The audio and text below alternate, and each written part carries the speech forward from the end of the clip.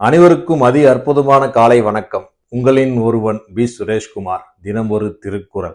இன்றைய திருக்குறள் அதிகாரம் தெரிந்து வினையாடல். ஆங்கிலத்தில் செலக்ஷன் அண்ட் எம்ப்ளாய்மெண்ட்னு சொல்லுவாங்க.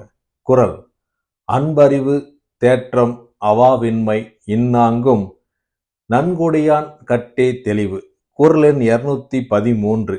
குறளின் விளக்கம்: ஒருவரை வேலையில் தேர்ந்தெடுக்கும் பொழுது அவர்கள் முதன்மையாக அன்புள்ளவனாகவும் அந்த தொழிலின் மீது அறிவு உள்ளவனாகவும் அந்த தொழிலில் சிறிதும் சந்தேகமில்லாமல் ஆக்கத்தை இருப்பவனாகவும் மற்றும் அவாவின்மை அந்த பொருளின் மீதோ அந்த தொழிலின் மீதோ பேராசை குணம் இல்லாமலும் பொறாமை குணம் இல்லாமல் இருப்பவரானால் அவர்களை சிறிதும் சந்தேகம் இல்லாமல் பணியில் அமர்த்தலாம் என்கிறார் வள்ளுவர்.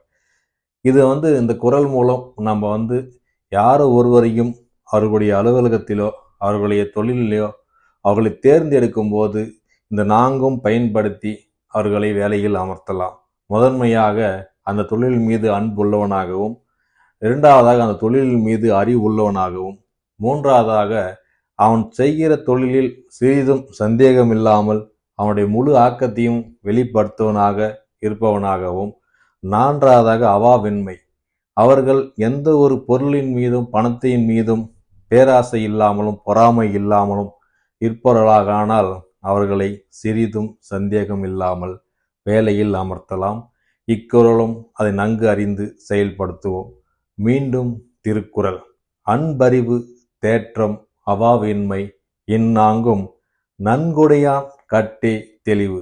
திருக்குறள் கற்போம், வாழ்வில் உயர்வோம். நன்றி, வணக்கம்.